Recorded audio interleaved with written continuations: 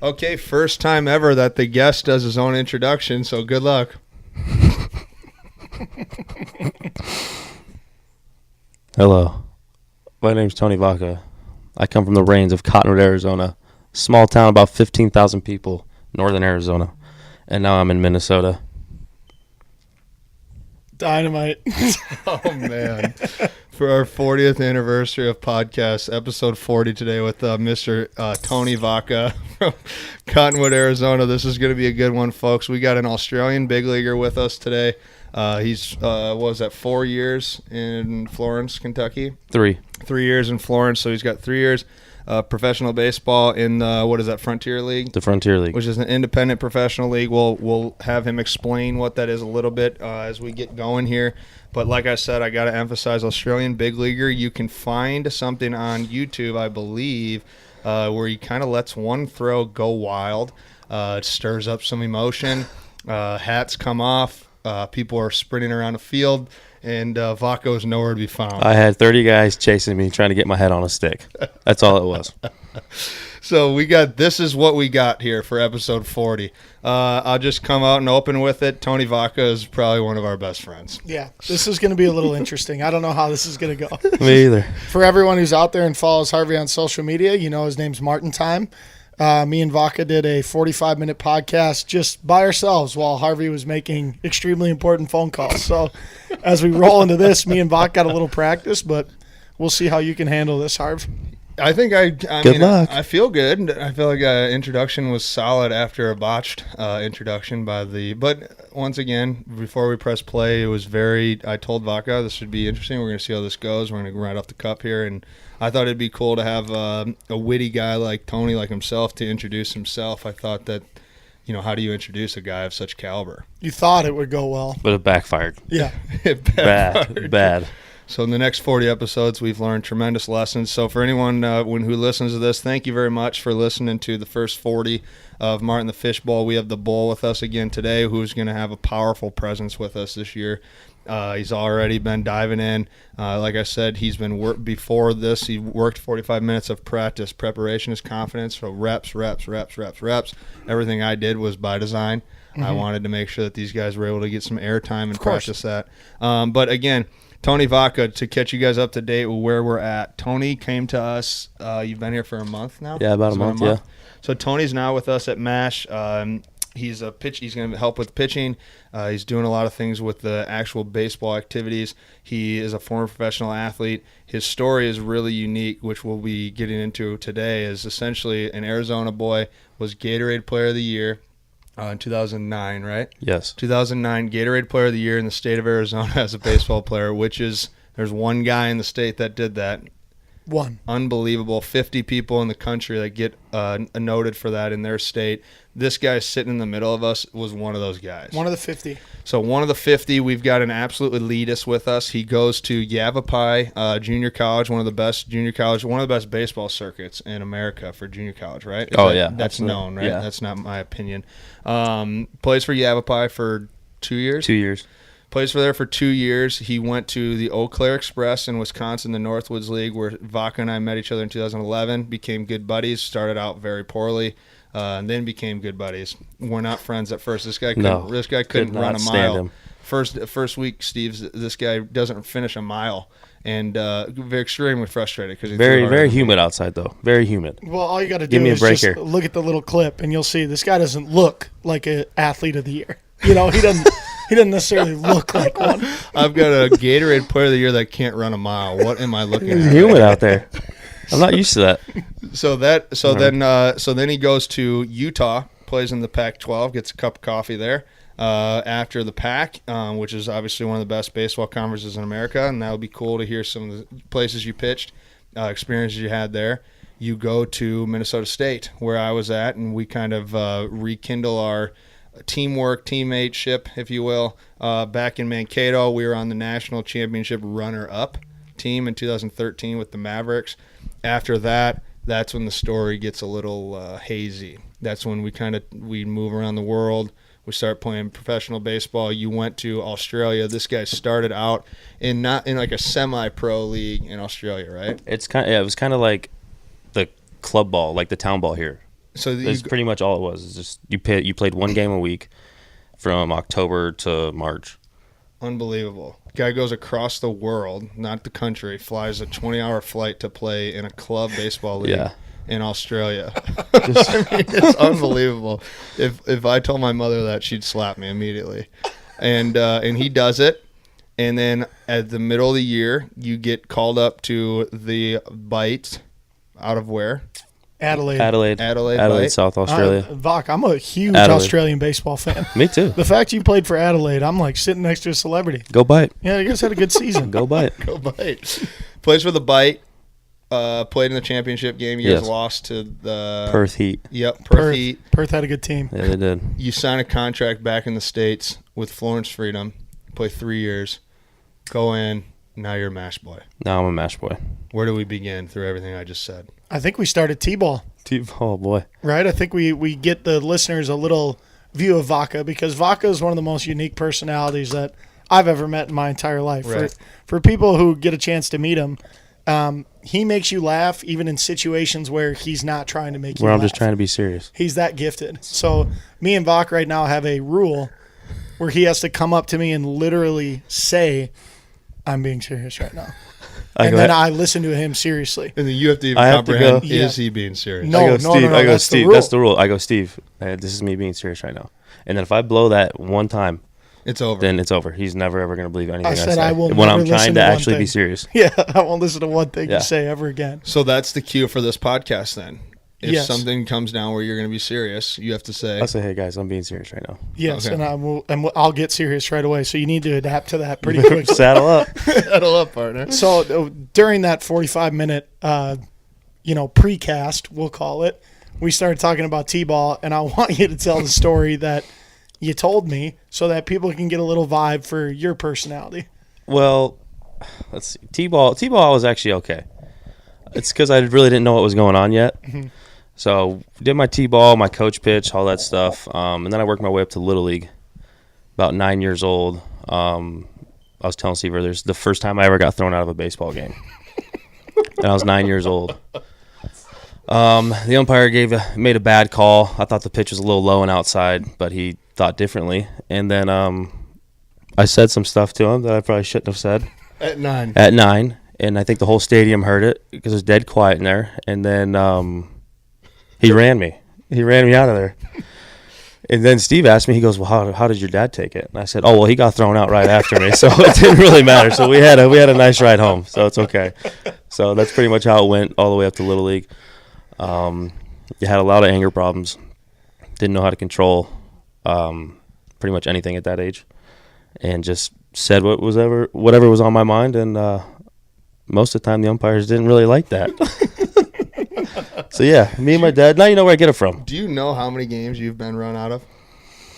Because I'm pretty sure I witnessed about 7. Yeah, you did. Yeah. I'd probably say, I don't know, around 15, 20. You've been kicked out of 15 to 20 games? Steve, I'm a competitor, okay? We just call that passion. That's passion. It's called want. It's called how bad do you want it? Sure. So And I want it. like what age was your biggest throw out phase? Like you're going out there because you got to think you're a pitcher, so you had to later in your career be getting thrown out almost every time that you're taking them out.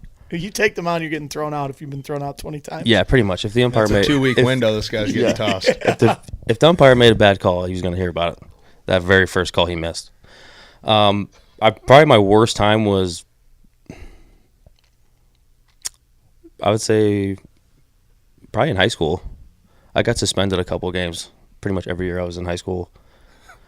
So let's work our way to that point. So you go through Little League. You've made a name for yourself as the guy who gets thrown out with the lightning arm, and you make your way into the high school ranks, and you are a dual sport threat. So not only were you good at baseball, but you're also good at football, right? Yeah, football.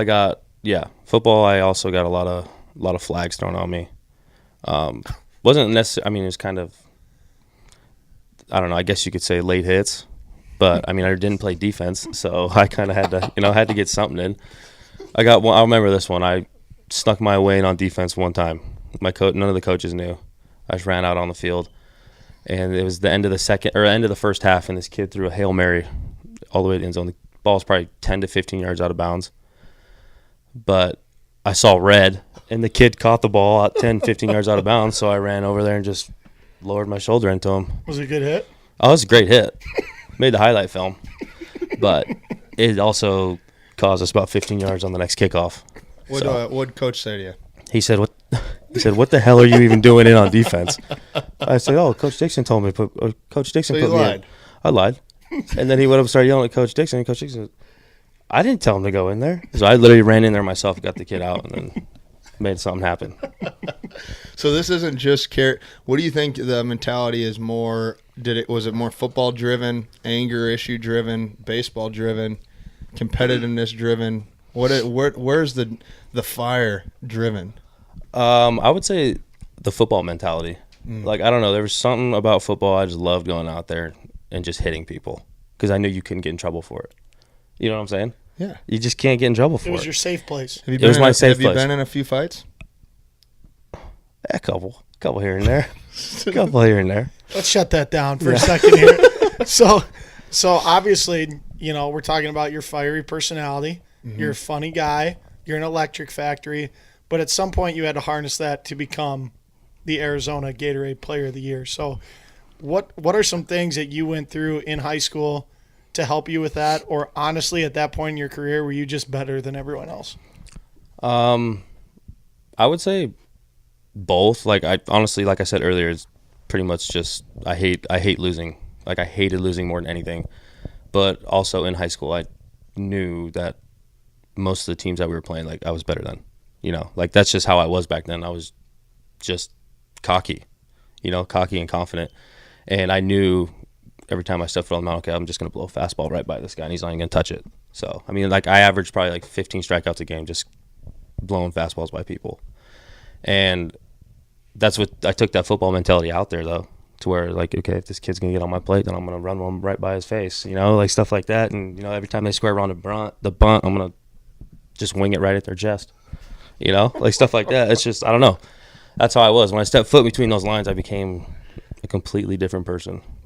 But I also had fun because we were winning a lot. Now, you're also not in a scouting world or recruiting world, you're also not not that you're not jacked. I'm huge. But you're not a tall human being. No, not at all. How tall are you? Well, in my Nike Air Max, it's probably like 5'10", 5'11". So you're 5'9". About barefoot, probably 5'9". So we got a 5'9" fireballer that plays quarterback. And he does still currently have an electric right arm. I mean, this guy could absolutely rip fastballs. What's the highest velocity you've hit? I hit 94. So 94, and I think I've seen you throw that multiple times, right? So this guy is a 5'9" body, throws the ball low to mid-90s. I mean, he does let it rip. Now, my question is there some I want to prove you wrong with that? Because how many times have you heard about that with your size? Oh, I heard it right out of high school. I mean, I had the ASU head coach, Pat Murphy, come up to my dad when I was at their select showcase.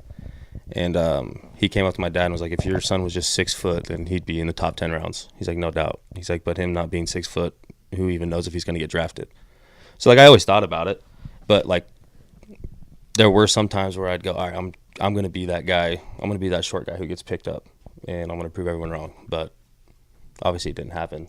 But well, so you go to your Gatorade Player of the Year. You're hearing that from Pat Murphy, where they just won the College World Series too. Yeah. And so they're obviously Arizona State's one of the best college baseball programs traditionally that baseball has seen and will see. There's no reason why they shouldn't always be really good. But then you go to junior college. Was that chosen? Was that a route that you wanted to take? Because you're talking to northern guys here. Like, junior college is like a very hard thing to wrap your head around. Yeah. Especially if you're very talented. I would imagine the Gatorade player from now until forever out of the state of Minnesota will never go to junior college. It would be very difficult. It's just a little bit different culture in this area, right? For sure. So I know that every time Tony's in the cages, he asks kids about junior college. He's kind of gotten used to that answer of like, yeah, they're kind of like, I don't junior college. No, I don't do that. Right. But I think also, like where I'm from though, Cottonwood, Yavapai is like big time. Like people choose Yavapai to go over, or they pick Yavapai over ASU and University of Arizona all the time. And I know, it's not even just Yavapai. Yavapai. Steve and I know that, but why, for people who will listen to this, why do they pick that? Well, honestly, it's a lot of it has to do with, I mean, every year they're getting a bunch of Division I transfers from like big time schools. Mm-hmm. It's not just like, you know, a top D2N school like UIC, right, Coach? That's a top level D1. Let's go Flames. Go. No. All right, yeah, I was kidding. But like, you know, they get kids from like, you know, like Yavapai a couple years ago had Michigan's third string quarterback come in and play shortstop. Mm. And then he signs to go, I think he played at North Carolina after that. So I think a lot of people out there, where I'm from, they realize that you go to the junior college level here, it's wood bat. It's a lot of like high talent. I mean, Arizona's a scouter. Like there's, I don't even know how, yeah, you know, there's so many scouts. I mean, every time I played at Yavapai, I probably had at least 15 to 30 scouts at every single game. Like it was insane. Right. And that's what draws people, you know, across the country to this league because it's wood bat. It's pretty much like you're playing minor league baseball already. It's good talent. Like I said, you get all these D1 transfers and then all the scouts. I mean, and you don't have to wait 3 years to get drafted. You know, you can go right after your first year. Go ahead. I was going to ask what that, because we get that from a lot of kids or just anyone in general, college kids. They start playing in front of professional scouts, or high school kids or junior college kids playing in front of college scouts, professional scouts. How did you handle that? Because obviously you got an opportunity to play in the Pac-12, so you went out and had to perform in front of 15 to 20 scouts. What were some things that you did to be successful? Well, I mean, even going back to high school, you know, you go down and play these Phoenix schools, you still see at least, you know, 5, 10 at each game because each school in Phoenix has one guy, you know. That's just how it is over there. And then so that kind of helped me get to when I got to the college level on how to just kind of zone them out, you know, like, okay, if I do bad this outing, I know they'll be back eventually to see someone else, and then I'll have to show out then. So it's kind of playing in high school in Arizona and then going to that junior college level in Arizona really helped me out getting into the Pac-12 because, like Harvey said, it's one of the best baseball conferences in the world. And you get, who knows, I mean, how many first-round picks come out of that conference, you know, a bunch. So it kind of helped me along the way to just zone them out and then just, you know, do my thing. I love how because there's a high level of awareness there too of knowing that there's good players on your team that will bring scouts to you. We shared, now bringing it back to Minnesota, we try to tell people a lot of that up here with MASH and whatnot. Like it's interesting how I think high school kids got to understand, and I think you realize it more in college, because then you start seeing, like, you want to have draft picks on your team. Like, you want to go to summer leagues, and when you're in college, because you know there'll be guys who are going to get drafted, and you want them to be on your team because if you show out when they come to see your shortstop, now all of a sudden you're on a list, right? And I feel like there has to be a greater sense of awareness for high school kids to understand, like, you want good players on your team. Well, you need them. And, you need them. And that's what, when I was in high school, this kid in my conference, he was a big 6'4" lefty. His name's Kyle Lofstein, and they always compared him to Andy Pettit. I mean, he threw was like low 90s the entire time. Every time it was me versus him. And then my junior year, he was a senior, and then he was just dominating all year. You know, and we went up to his place and played him there, and I mean every pitch, like 30 guns go up in the air. That's so you know, funny to I'm just watch. like, I mean, and I warmed up at the same bullpen as him, and I couldn't even see out of the bullpen because they were all watching him. You know, you got this big old 6'4" lefty, and then me sitting at 5'10". Where's he at in my now? spot. Is he still playing? No, he made it to the show for a little bit with the Tigers and the Pirates, but then now I think he's playing in Mexico. Oh, wow. So he had a good career. Like, you know, he's a first-round draft pick. But, like, when me and him, that time, I beat him every single time. You know, like, he never beat me. And that time I beat him that 1 year, that was when I got my first scouting card. So, and I obviously, I played with you when you were at Yavapai. Were you going back to Yavapai, or were you going to Utah? No, I was going to Utah. So you came to Eau Claire, and then when you were leaving from Eau Claire to go to Utah. Yeah. So, and you were a draft prospect when I met you. Yeah. So were you expecting to get, if you didn't, I'm sure you were expecting to get drafted out of Yavapai, and then you don't get drafted and you go to Utah, would you have taken a draft? At Utah? And not gone to Utah? Oh, yeah, absolutely I would have. So you wanted to do that? I wanted to play affiliated baseball more than anything. I was willing to take anything, and I told them that, and I think that's kind of what hurt you. Yeah, because you were young. Yeah, I was young. I was stupid. They were like, "How?" I got a call from the Twins on the last day of the draft, and they asked me how much I'd sign for, and I said, "I don't know, whatever, a couple grand." Hell, I was like, "I'll pay my flight out there. I'll pay you guys. Like, just get me out there." I didn't care. Like, I just wanted to play. Right. That's interesting. So then you go to Utah. You play a year there. What's that like? Now you go from a junior college to a Pac-12. So you're getting some gear, some facilities. The girls are looking a little different. Yeah. Oh yeah. you got this 5'9" fireballer making his way up to Utah. It's me, Voc. What's up, I'm baby? here. It was obviously different because Prescott, Arizona compared to Salt Lake City, Utah was a huge change. I've never been in a big city like that before. And then obviously the school is 10 times the size of Yavapai, and it was just, I don't know, a little overwhelming, I guess. And then I had a good fall, and then towards the end of the fall, I ran into some trouble. Here again. we go again. Anger issues pounce up again. Ran into some trouble again.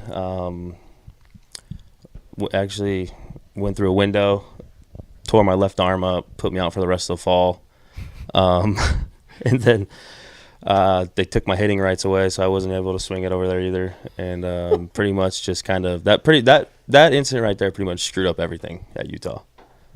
The left arm. The left arm. Yeah. You go through a window, there's not much coming back in the coaching staff, college baseball. I woke up in my room from surgery, and it was my trainer, my coach, and then my dad. And I woke up from surgery, and I had this big old cheese block on my arm. I just woke up, and I was like, "Hey guys, how's it going?"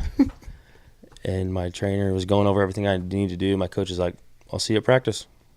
And your dad said, "Nice nice hook, and then kid, get a punch." and then my dad, I said, "Hey Dad, how you doing?" That's my boy. And then I said, "Hey Dad, how you doing?" And he just didn't say anything. Just I super said, mad. "Oh man, now Dad's real pissed." I said, "Yeah, he's not happy with me at all," because he flew in overnight.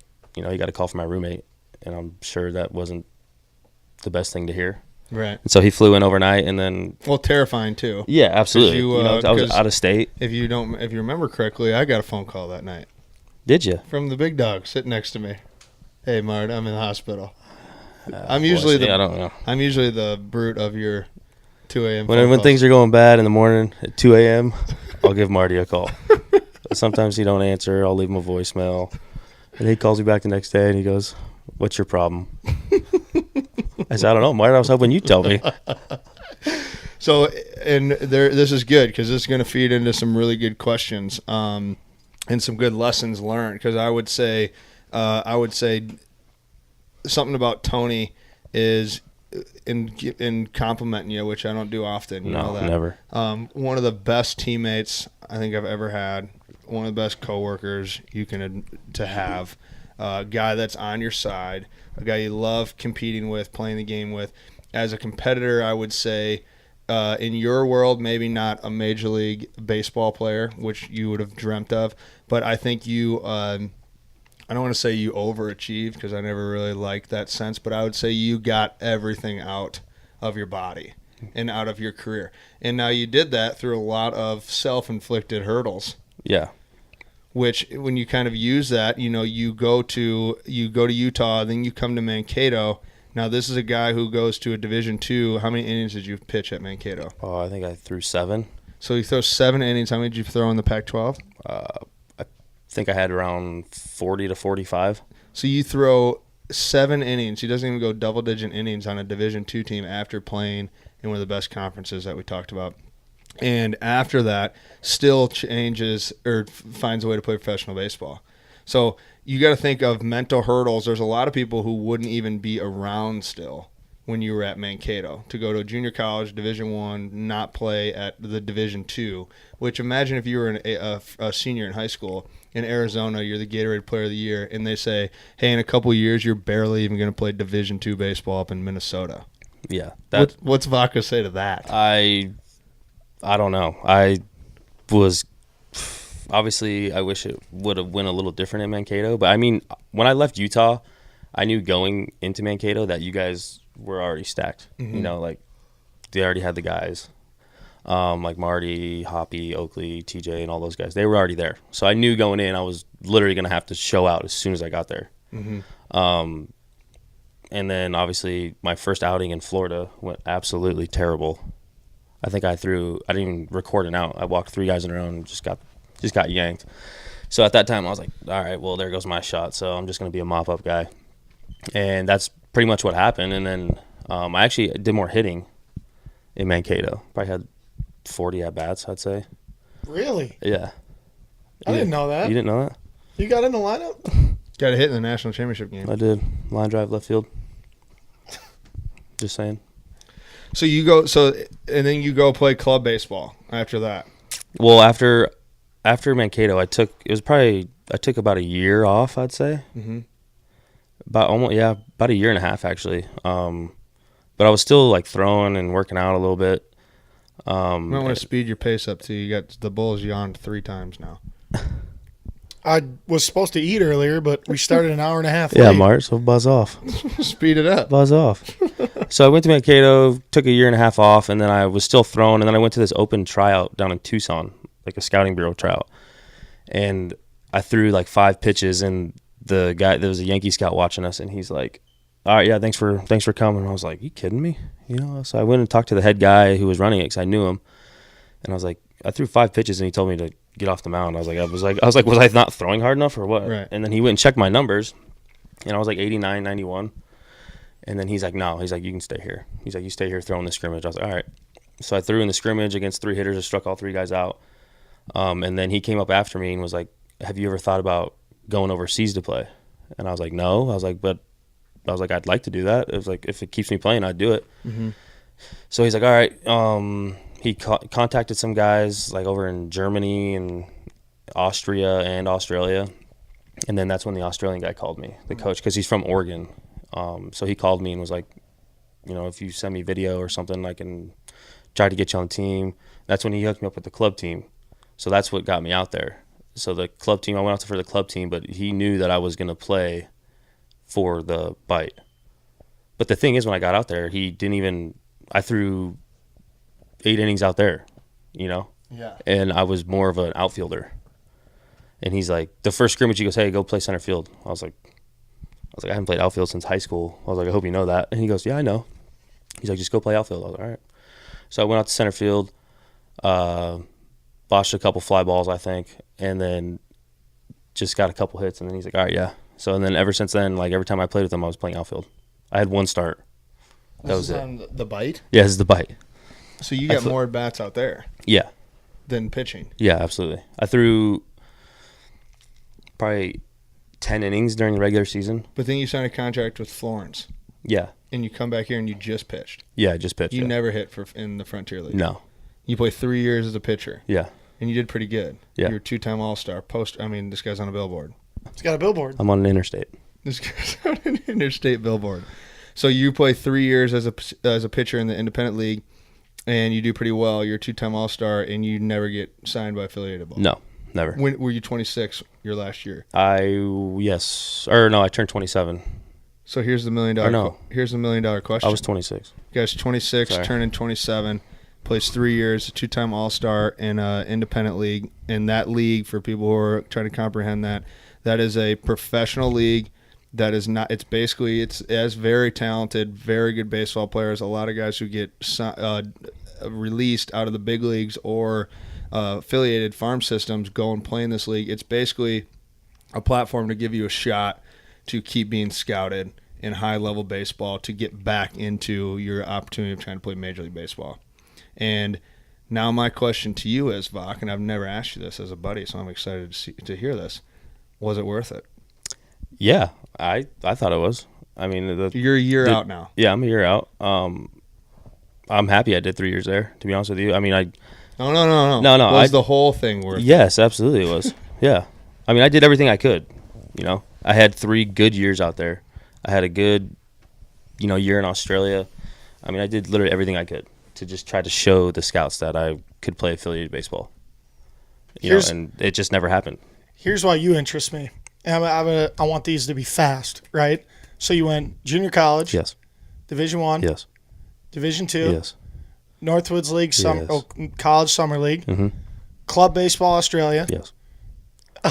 Bye. Professional Baseball Australia, come back, Independent League Baseball here, and then I'm sure next year you'll end up playing town baseball here, right? So you're a guy who has pretty much played every single brand of baseball humanly possible besides minor league, affiliated, and big league baseball. So I want the top thing and the worst thing from each. So I'm going to ask you each one.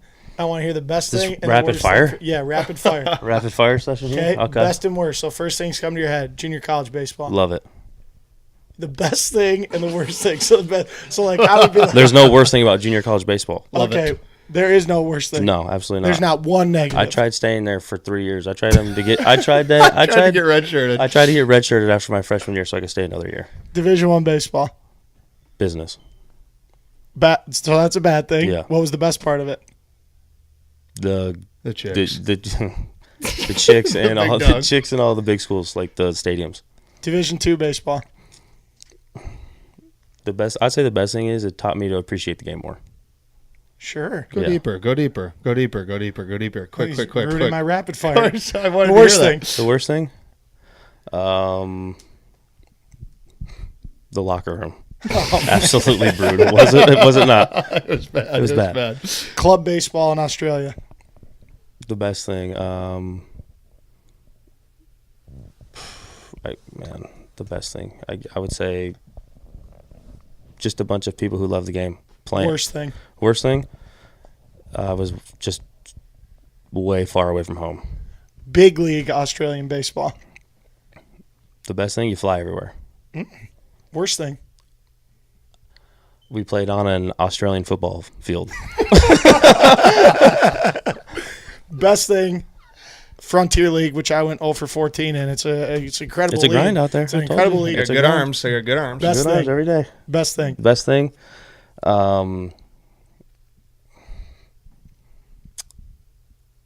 just being around a bunch of people who are trying to get picked up. You know, they're Sure. hungry. They're hungry. Worst thing. Spread, absolutely brutal.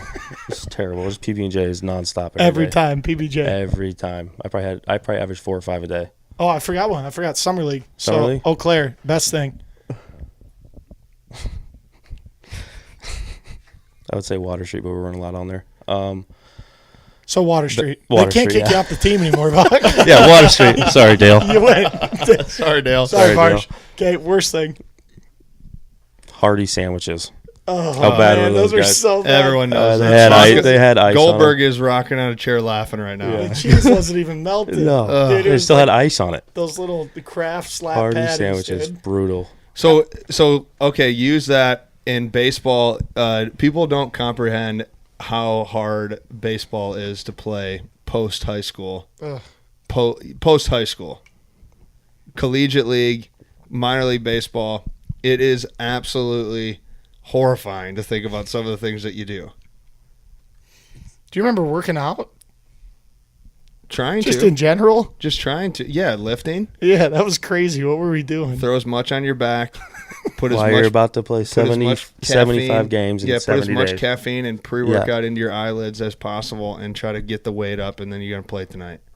Ugh. I mean, we played a game in Battle Creek, Michigan that ended, and we drove to the field for a day game in Waterloo, Iowa, and played. Remember that, Steve? Yes. Oh, Didn't I you remember. have to play the day game? Yeah, Dale came out and he goes, okay, here's the deal. Some of you are going to play tonight. Some of you are going to play tomorrow. You'll know when I post it. So obviously everyone's going, please let me play Let me tonight. play the night Go to the game. list. Get on the bus, sleep on the aisle. Get there. Dale comes off the bus. He goes, hey, they got a spread for us. They got a breakfast spread. I'm like, oh, my God, thank God. And I walk out there. It's last night's hot dogs. It's hot dogs. Last night's hot dogs. Go out there and strike out 3 times. Made an error in right field. And you got Um, some blower just throwing 96 at you. Just coming in hot. He had a nice hot meal that morning. And then Slept well. every inning, you just hear What was that song? Oh, Hey, let's go, Bucks. Hey, what do you say? Let's go, Bucks. Imagine hearing that in your head after sleeping on a bus. I'll never forget that. And saying. you went through that process for how many years is that? About 7 or 8? Oh yeah, That's heroic, honestly, in my opinion. That just shows how much you love the game. I did. The bus. I mean, there were. I'd say in the Frontier League, the farthest trip we did was go to Michigan. It was like 8 hours. Yeah. Up in Traverse City. Yeah, Traverse City. Northwoods was kind of. I mean, the longest one was Battle Creek, obviously, but other than that, it was 3 to 4 hours. So it wasn't too bad, but I mean, you get to sleep. But baseball needed guys like you because everything that I do. I'm thinking of that the whole time. Yeah, baseball needs guys like you because, like you said, Vocca got here, and me and Vocca have never played on the same team together. No. Never once. And we all played in Eau Claire, so we relate back to Eau Claire. And he said to me one time, the fans didn't like me. I don't understand why, but my teammates loved me. Yeah. And that's why you had to stay in the game so long. Basically, people needed you to get them through that time because your love of the game and being around people and being a great teammate is so pure. I don't know. I just loved being at the field. Like, I thought those 2 summers in Eau Claire were the best, like the funnest 2 summers I've ever had. Just going to the field every day. Like, I loved getting there early. That's how I was in Florence, too. I'd get there. We'd probably have to be there around 2. I'd probably get there 11:30, noon, just to hang out, play Xbox, screw around for a little bit. I don't know. There was something about just being at the field with all my buddies. So would you say that is do people have that gift? Because to go through what you went through to play that long, you have to love being at the field. Yeah. So you have to love the game. And do you think that you just have that, or do you think that you create that over time for anybody, generally speaking here? I think you can have it, but then you can also create it over time. Like me, I don't know. Like I said, my family is huge sports people. Like growing up, I didn't grow up in Ohio, but my family comes from Ohio, like huge football fans, and baseball, obviously. But it just, I think you have to, if you don't have it, like automatically, then you have to go to the field. Like you have to create it. You have to want to be there. Because honestly, even in the Northwoods League, kind of, you could say this, it is your job, pretty much, you know what I'm saying? So you might as well love what you do. You tell yourself it is for sure. Yeah, you love what you do. And that's when I got to Florence. I will say this, though. The Northwoods League did prepare me for the Frontier League. You know, all the bus trips and all that stuff. That is true when they say that. Same thing in in affiliated ball. Any ball and affiliated ball, unless you're in the big leagues, is pretty similar. Yeah. You're driving all over the place. Right. Like, it's going to be a long summer. It's just pretty much making yourself want to be there. That's what I would say. I mean, I loved it every day. I loved going to the field. That was probably the hardest part of retiring, was not being at the field before the game started, just doing dumb stuff with your friends on the field. So you retire this past year. What's that process been like? Because it's a little different for everyone, but it's hard. It's hard for everyone. I remember going through it. I know Marty's gone through it. I tell myself I retired. Really, I was fired. You did? No. I retired too. Yeah, we all. I'm still waiting on my pension. We all retired. We all retired. Right after I retired, it was actually really, really hard. I called Harvey a bunch too, because I was like, I don't know what to do. Like when I got home, I wasn't working for like the first month, and I just didn't know what to do with myself. I didn't know if I wanted to stay in baseball somehow or do like a big boy job, you could say. And I was literally just depressed. I didn't know what to do. And then finally I got in, after Christmas, I got into I joined the fire academy with my brother. And I really loved that too. That helped me out a lot, got me back into things. Because it's a lot like baseball. You're with your whole fire crew. It's pretty much your team, right? Your teammates. And that's what drew me to it. Obviously it was pretty intense, going into rooms that are about 900 degrees. And yeah, it was a cool experience. I'm glad I did it. And like, obviously, like I told you guys, I'm not done with that as well. Like I'd like to finish that. And then, but just having like that team atmosphere, like you're working with your brothers, your family, that's what drew me to that. You got a big heart, don't you, Voc? Yeah, I do, whether you like it or not. Whether you're going to believe me with anything I say, I got a big heart. You got a big heart on you. That's what we love about him. He does. He's a great guy. Like I said, he was an awesome teammate, and he brought the juice to an enjoyable clubhouse. And that is, I had this conversation with a dad yesterday, and I was telling him that when you are growing up, the clubhouse, and I would like to see what you guys think about this, but I do not think a clubhouse guy is an actual description as you get into upper levels of sports. Mm-hmm. Oh, that's a clubhouse guy. And people who understand that lingo know that that's a very important person. That's a leader. That's someone that you need. That's a lot of value. And what I think is, now I'm going to swipe over, but Hard Knocks is out right now, and I'm going to come back to this point. But who's the receiver on the Browns? He's Landry, right? Yep, Jarvis Landry. Jarvis, yeah. And he was getting interviewed the other day, and he said that he was the number one receiver in the NFL. And the reporter instantly goes, "No, you're not." And he rattles off all these stats from Antonio Brown, from Odell Beckham, whatever it is.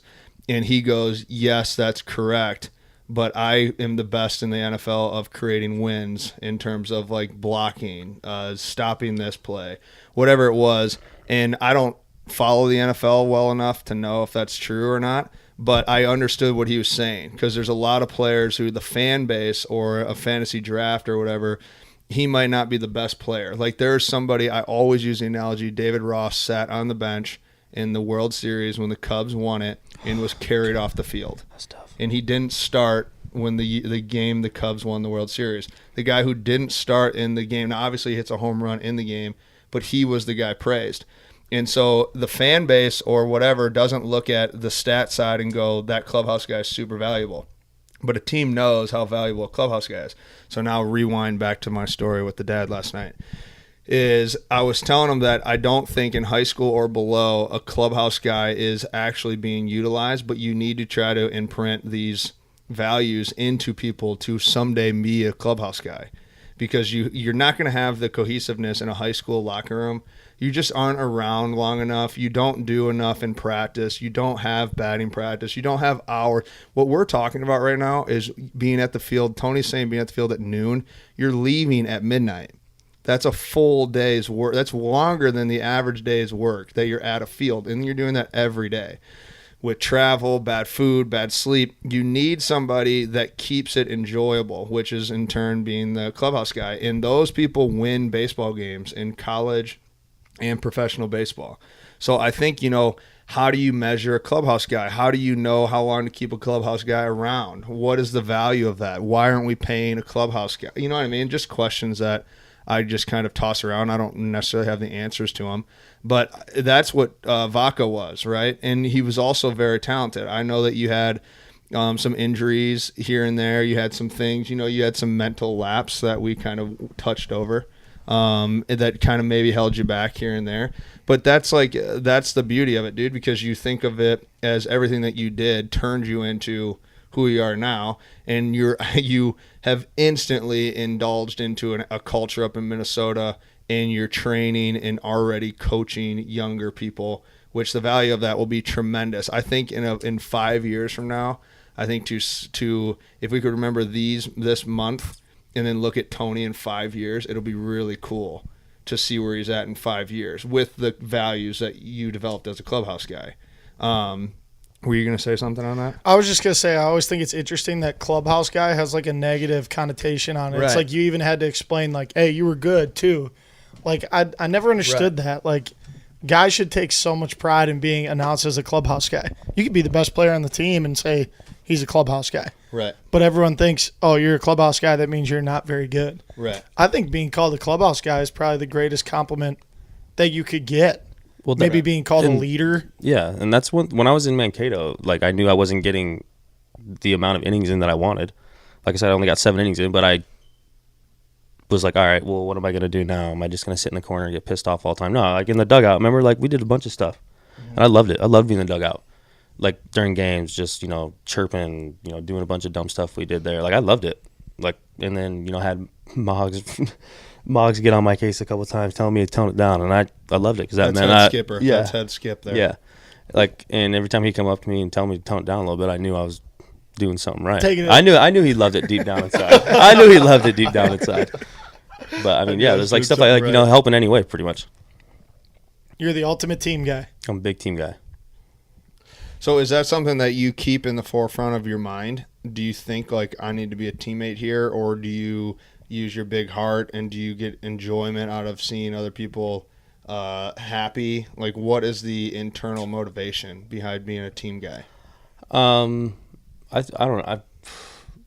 I would say like honestly, like when I was in Florence and I saw a bunch of guys getting picked up, like from our team. Like my last year there, we had 6 guys get picked up, and I was happy. I was happier than anyone, you know, for them to get picked up. And like even though I didn't, obviously I wanted to, but it didn't happen. And then you know, just seeing those guys go on because they had what it takes, and it just I don't know, it made me happy that they were going on. They were moving up, pretty much up the ranks, and it's just something.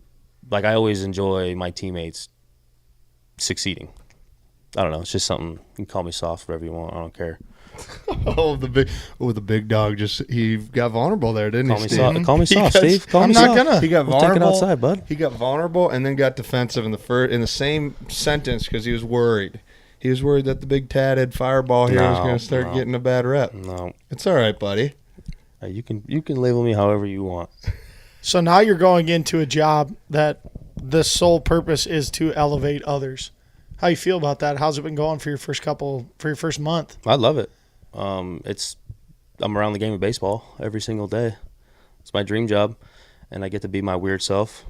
Thanks to you, because you're weird too. Well, You help it out a lot. You really do. I feed off your energy. tell everyone the jobs, because I think that's really important for people to hear. The jobs you've had since just over the last 5 years. Let's see. I delivered furniture for a little bit, and I did not like that one bit. I worked at a tire shop for about 1.5 years, and I also hated that one. And then I did construction for about, I don't even know, 4 or 5 months. Couldn't stand that at all. And then I worked at a gun shop. It was like we made training guns, and I literally just sat at a desk and just did the same thing every single day for 8 hours. Just wondering what was I doing? What am I doing? So I pretty much, and then obviously ran into some other stuff, and then I came out here. I said I have to get out here. I told myself if I don't try to come out here, at least I'm going to regret it.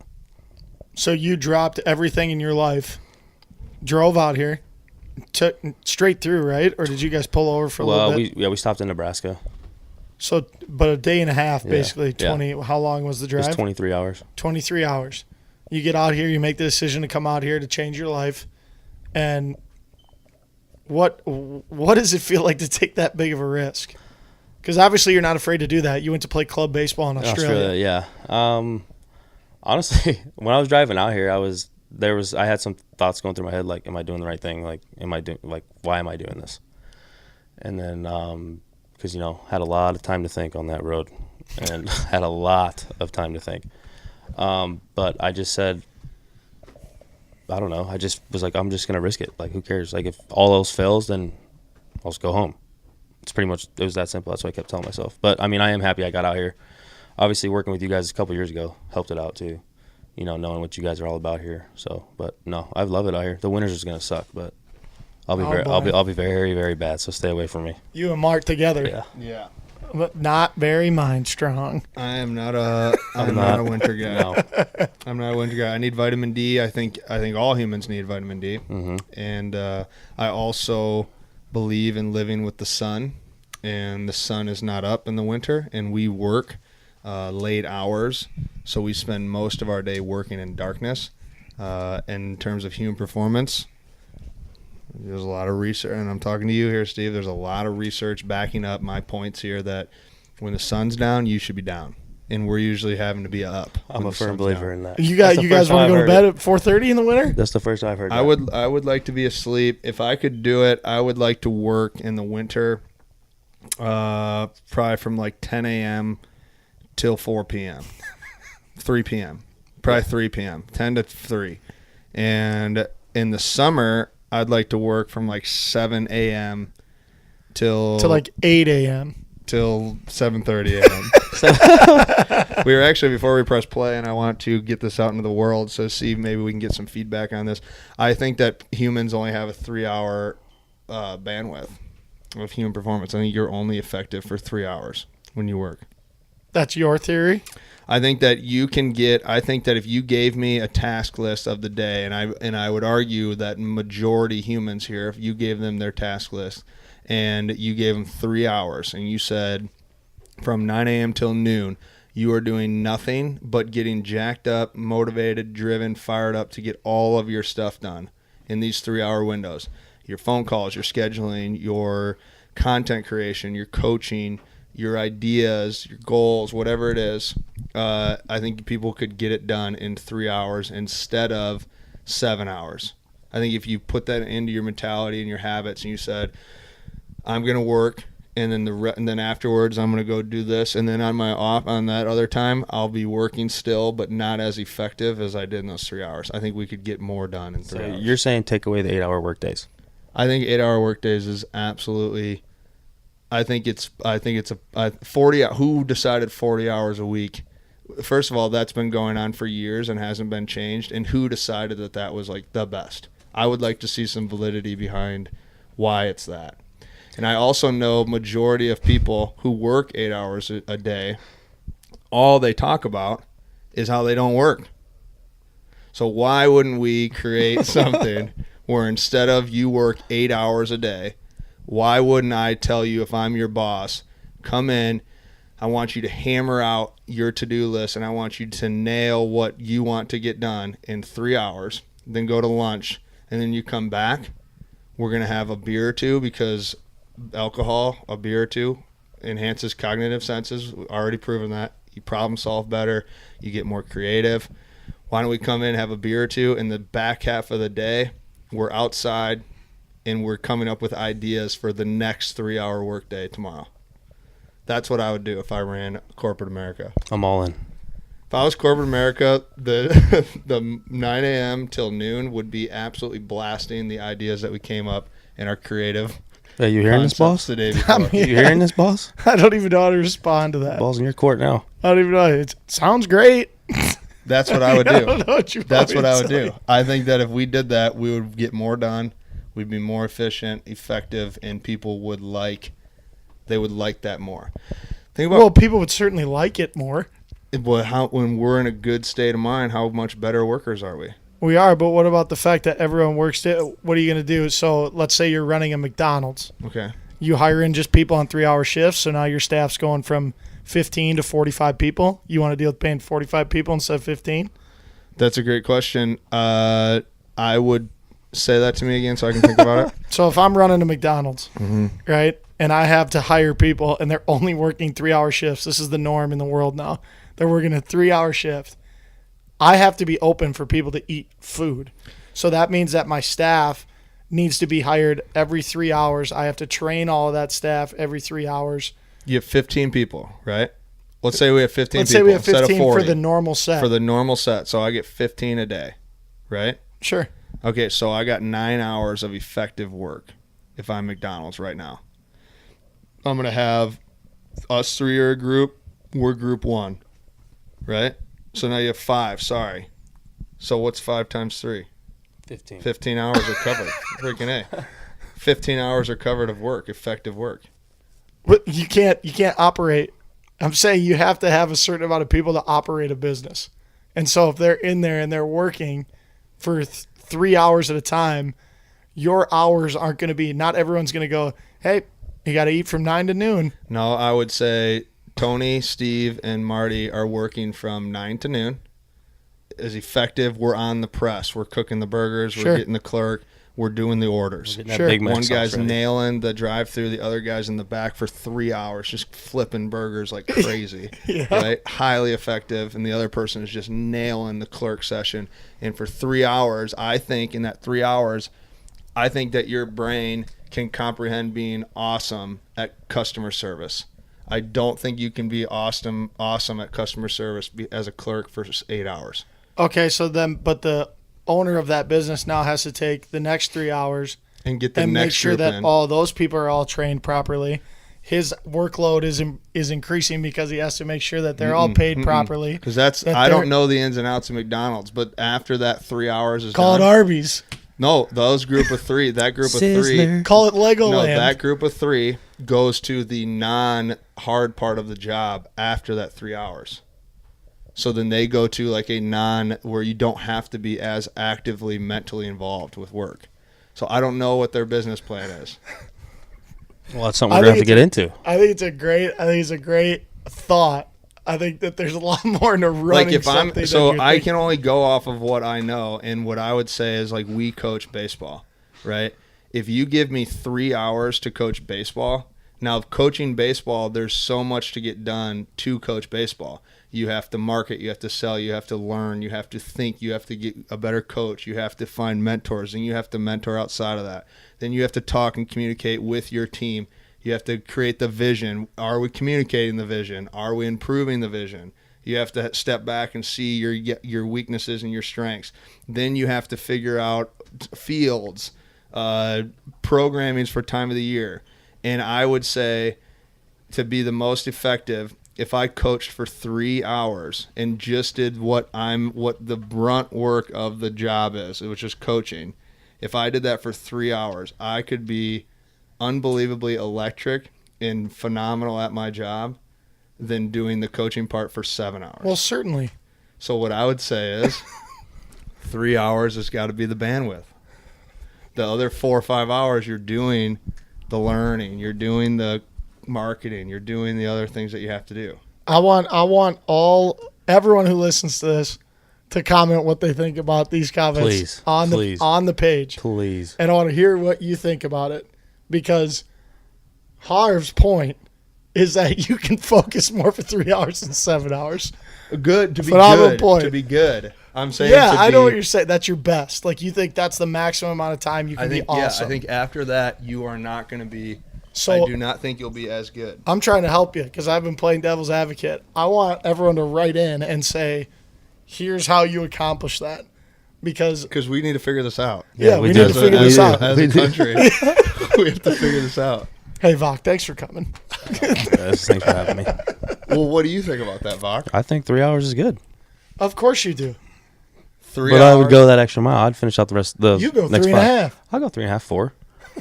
Because I'm just saying, because what does working to the bone? What do most of us now do to do that? We start slugging coffee. Oh yeah. We start missing meals. There's a bunch of things that don't allow us to be effective. So if we're doing that, we're just constantly on E.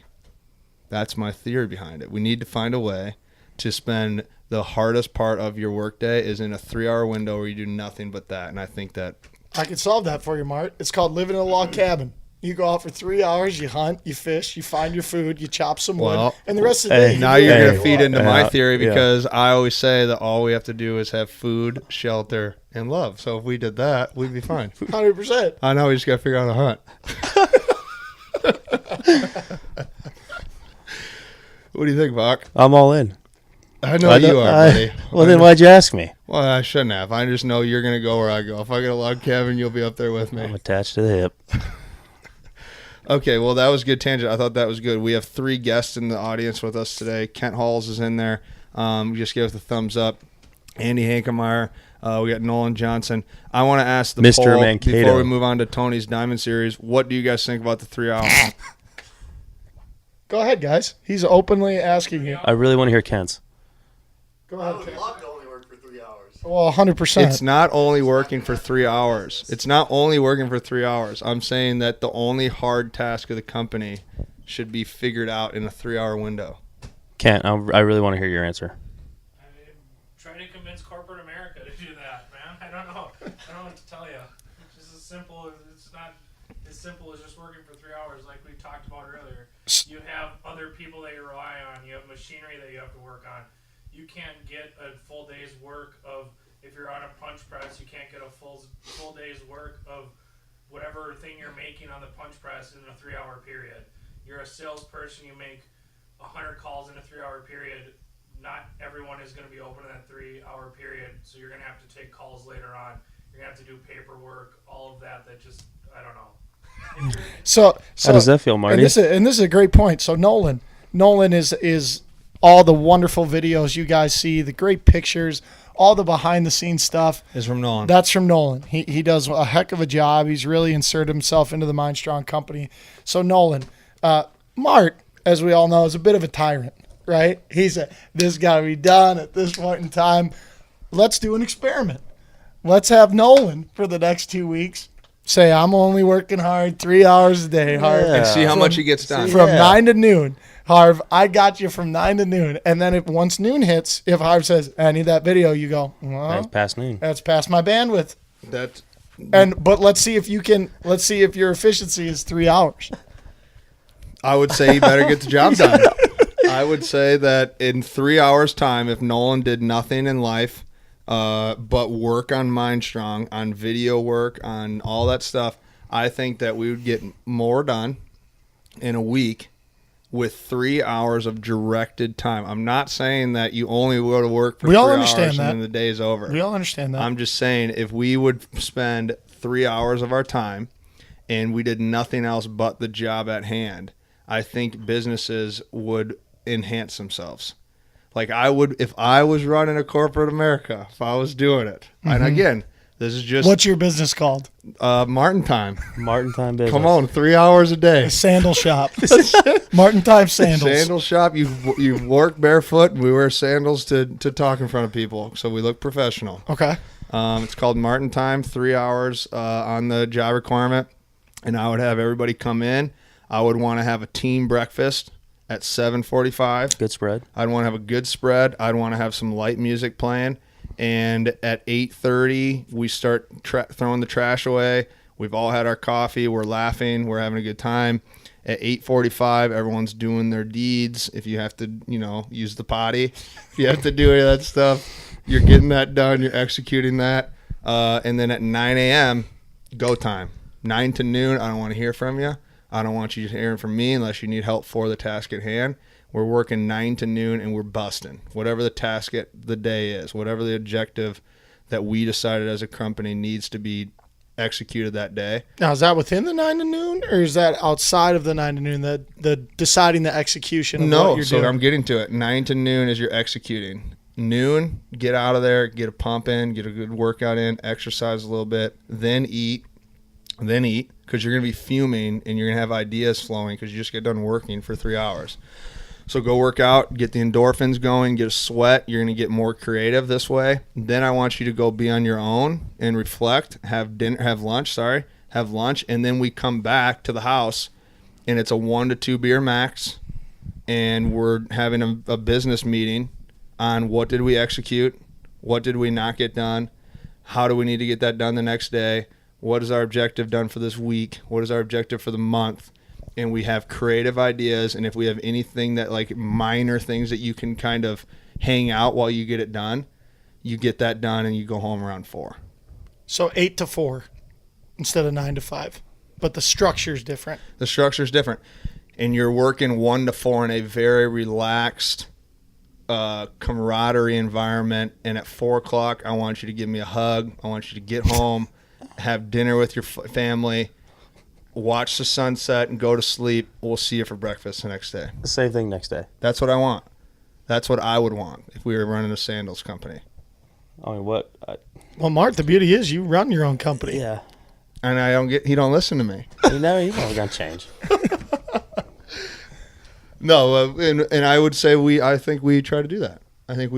Now, we're not in the sense where we kind of all have a different bunch of hats and different things. So we're kind of rough riders, like Yavapai. Rough riders. We're kind of wild west thinking, where it's just kind of get your stuff done. Let's make sure MindStrong stuff is good. Then let's move forward. We're kind of always running around. But I think as you structure it in time, that's how the structure would look. Well, I think that what we found here through Vocca, once again, Clubhouse guys, we talk about Clubhouse guys all the time, and that he is one. I think that moving forward, once a week we might have to do things where Harvey says an opinion and I just battle it back. Once a week. Well, Vocca, and then Vocca decides. So what did you think?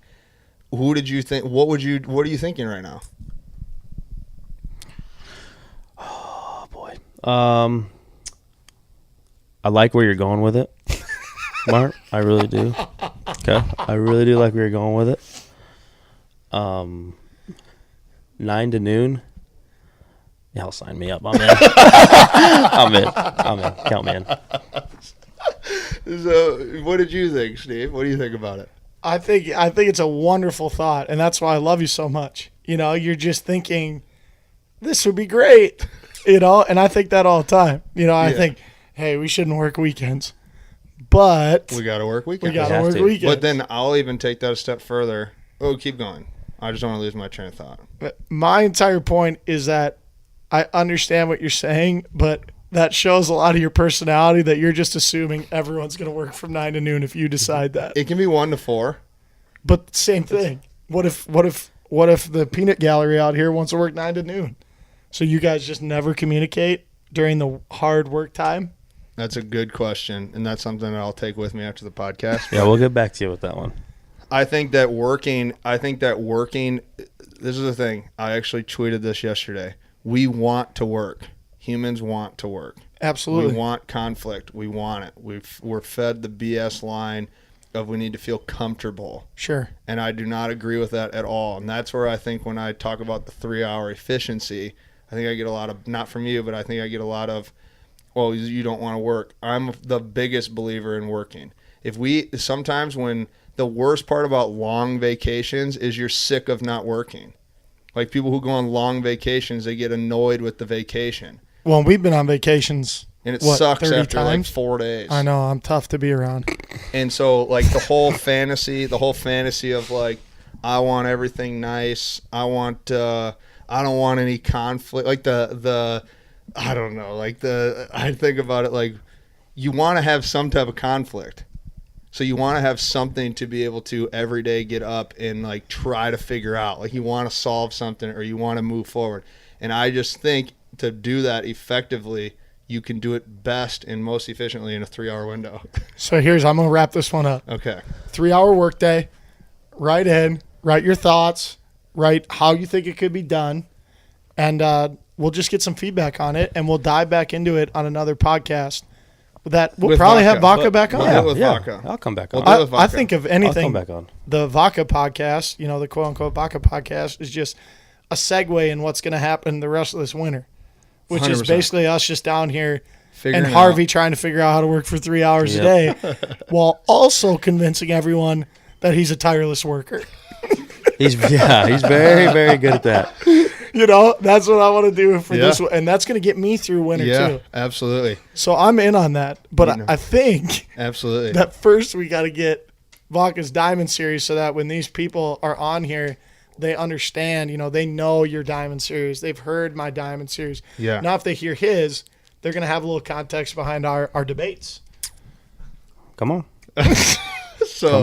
So the Diamond Series, is hopefully we've solidified this well enough in 40 episodes. If we haven't, we'll tirelessly work for 3 hours a day in our next 40 Try to get it and across. try to get the Diamond Series mantra and vision across. But we have home plate being purpose. So from a teammate guy, good episode here with the guy who'll probably be on future episodes, Coach Vocca. What is your purpose now? Not what it was as a baseball player. What is it now? Whether that is identity of who you feel you are now. How do you find service and purpose in serving others now? What is your new struggle? We just talked about it and how the importance of struggle. There's a lot of struggle that went on in baseball that got you to where you're at. Now, what do you have purpose for in those categories? I'd probably say taking everything that I've learned through the game of all the different coaches and the different countries I've played in, taking all that and putting it into one and then try to get it across to the kids here at MASH. You know what I'm saying? Because I did play for some really, really good coaches, and they did know a lot, and every coach brought something new to the table that I didn't know and that none of the other coaches told me. So I think just bringing that all together and then trying to, you know, get it across to these kids here at MASH, you know, especially at different age groups that I'm always working with, you know, more of the younger kids. It becomes a little harder to get that across to them. But I would say my purpose now is to give that stuff back to these kids here, and try to get them to be more competitive, I'd say. Like I said earlier, like baseball out west is like, you know, we're spoiled. We get to we get to play 12 months out of the year outside. Here you get the summer and a little bit of the fall. So I would say try to get that like dirtbag player, like how to be competitive, like just hate losing, but like do it in the right way. Love that. Well said. You want to take him down to standards at first base? Yeah, Voc. What are your standards? So when you wake up and you're going through your decision-making process, what are some standards that you hold yourself to that you feel like have been able to make you successful? Obviously, people love being around you. I want to hear more about that. I would say probably just being myself, being that weird idiot that's always running around, yelling, random stuff, just high energy. I know that's big over here at MASH, have to have energy the entire day. Probably just sustaining that throughout the whole day while I'm working with the kids. 'Cause sometimes obviously you hit a wall every now and then, you're giving it too much, and you get 3 hours. 3 hours. It's that. Oh damn! Can I take that back? Nope. Keep going. Keep going. Okay, Take so that, we'll just take that we'll 3 just hour. have you work Take 3 that. hours a Take day. that 3 hour energy level and turn it into 8. That's what I'll say. That's what you're working towards. Yeah. Wonderful standards. Systems, Voc, base 2. Well, this should be a fun one because his Yeah. standard is to have fun, which I Yes. love. This is a new one. And he does live it. That- He yeah. 100% lives Lives it. it. And that's really what everyone's trying to do anyways. So if anything, you figured it out more than anyone, but his systems of having fun have got to be fun. He has literally been pushing around the world. People support him. They help him. They love him because when he's around, you're having more fun. Mm-hmm. And so what are your habits? What are some things that you have in place, your goals, your process that you want to enhance fun? Obviously, being around the game of baseball is just fun. Like, to me, it is. You get to literally go out, play a kid's game for however long.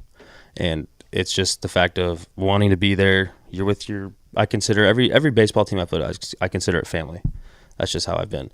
And you get to the field, wherever you get to the facility, you're around your buddies, like, you're getting to know new people. And it's just having fun with it because you're playing baseball. That's all you're doing. That should be the only thing on your mind is baseball. And it's the funnest game in the world. And I think that's something here. Obviously, what you guys have done at MASH is like incredible. You guys are always having fun with the kids. The kids enjoy being there. The families enjoy being there because they'll stay there and watch. And I think that's the biggest thing while you're playing the game is if you're not having fun playing the game, then why are you playing? I love you, Voc. I really do. I swear. Mark, I don't know. When I was like the time that I realized it was to hang it up was when I was like probably like 3/4 of the way of the season, and I was just like, man, I'm getting really hard to get motivated to get ready for my start. The fire was burning out, and I was just like, this really isn't that fun for me anymore. I'm having a hard time getting motivated. I had a hard time stretching before the game, and I was just like, all right, yeah, this is probably gonna be the last call, Vocca's last call. That's what it was. Vocca's last call. We should, every time Vocca comes on the show as a guest, we should play Simple Man at the start of it. Yeah. So that everyone gets excited. They're like, oh, I know who's on today. I know who's Vocca's on today. Vocca's here. So what's your vision moving forward, bud? Let's slide on in there. Let's slide into third and let's hear it. My vision. So now you dropped your entire life, everything you've known. Baseball's done. You come out here. You're coaching baseball. You're with a couple buddies. Where do you want to be? Like Harv said, he can't wait to see where you're at in 5 years. This is going to be a really fun one. What is your vision? What do you want to accomplish over the next 5-year span of your life? Honestly, I want to be here. Like, I want to be in Minnesota. I want to be working at MASH. I want to help this place grow. I want to work with these kids from a young age till they get to high school and then, see where they go after. Like, sending the kids off to college. Like, I see Harvey all the time working with these kids who he said he's worked with since they were 9 years old, and now they're going off to college. Like, that's awesome. That's an awesome feeling. Like, knowing that you had a little part of what they're doing to get them to the next level. Like, and I really feel like with what we have at MASH, there should be at least, I don't even know, pretty much everyone that plays has the ability to go off and play college ball somewhere. And that's what I want to be. I want to be a part of that, helping these kids just become not better baseball players, but, obviously better people and just move on with their lives. Clubhouse guy. It's all about the family. All about family. Period. Well, I think one of the things that's awesome about humans in general is the amount of personalities and the different things that people have. There's different things that trigger other people, and so you have to figure out to mold the mix and then work together as a team, right? Whereas one of the things I think I love about having Vocca around is sometimes I'll get too thoughtful, you know, and I'll go too forward thinking or too much noise, too much complexity. Just worrying about stuff you shouldn't be even worrying about. I do that all the time too. Right. Whereas like Vocca is a mix where his simplicity brings down your complexity to level you out again. Whereas then we help Vocca too, right? So sometimes if you're being too simple, we need to bring it up, you know. And it's just that is going back to, I don't know how you can. We talked about Clubhouse Guy and it relating to wins. I don't know how you quantify team chemistry, like how you could statistically measure that, but that is a true thing. Like that is in the clubhouse to get people. Like the goal should be to have a group of anywhere, not just in baseball, but in any team that you're working on. It should be to have enough different personalities that work together that you can stay even keeled for a long time, a long period. You can't have too many people who are like type A, boom, boom, boom, boom, boom, boom, boom, and not have someone that can bring you down. And you can't have too many people who are like all the way down and try to bring them up. You know, you have to have some type of mix. And I think in interview process, I think a lot of things that are out there find ways to do that. But I know, you know, like I know there's some people try to do certain test taking to learn personalities and learn how people can be on the same team. I'm not sure that necessarily works either, because then you'll get too many of the same type of person. I think you have to have a weird mix. In the Island of Misfit Toys, I think is an awesome analogy to have in any business plan, right? And to have different ways, because you always have to have, for kids, you have to have the ability to go to me. You have to have the ability to not go to me and go to Steve. You have to have the ability to not go to Steve and go to Nate. You know, you have to have the ability to not go to any of us and go to Tony. You know what I mean? Or go to Andy, whatever it is, or go to Kelly. Like every single person can add value to you from a different aspect. And I think that's incredibly important. Whereas I think we're very fortunate to have Tony up here, and I'm very happy that he made the drive of thoughts and is going to bring a high level of baseball IQ to us, a high level sense of experience through the game of baseball. I don't know many people that have played at all those levels of baseball. You've pretty much seen the entire college game from start to finish in any level that there is. You've had tremendous failure and tremendous success, and somewhere along those lines you've just found a way to be very consistent in being yourself, which is why people essentially try to get you from all over the country to come work for them. You know? So, again, I'm really pumped. I know this will be an easy one for us to have a repeat offender of Voc on the podcast multiple times. I appreciate the people who made it to this point to listen to the 3-hour work week analogy. I really like how much you guys helped me through that. And we had the Peanut Gallery who also helped us with the boys in the stands today. So that was a big one. Episode 40, Voc, love you. One of my best buddies. Thanks for being with us. I appreciate you, fellas. Thanks for having me on here. You're the man, Bach. 3 hours. You are, Steve. See you later, folks.